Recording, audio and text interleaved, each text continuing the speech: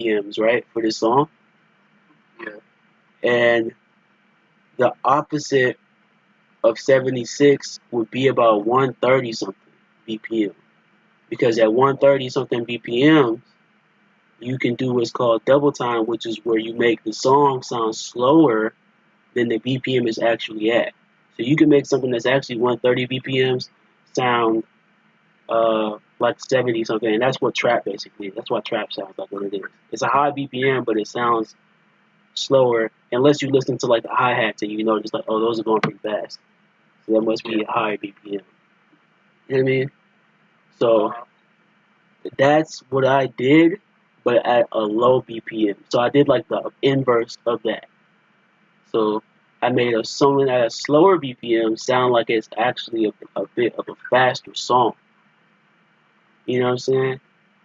So that's why instead of having the snare on the 2 and the 4 like I normally would at around 70 something BPMs, I stretch out when I put the snare out there to match the sonic idea that I'm actually at a higher BPM. You know what I mean? So where the snare would be at the beginning of 2, which is the brown part on my channel rack, I put a kick there instead.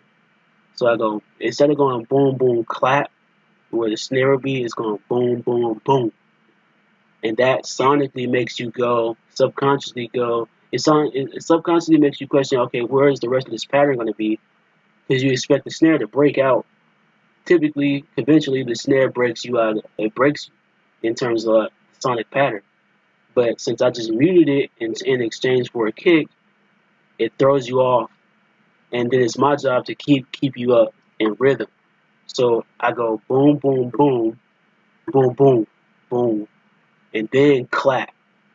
So I'm saying boom, boom, boom, and it also happened to match with the what the sample had going on because the sample itself is actually at a high BPM.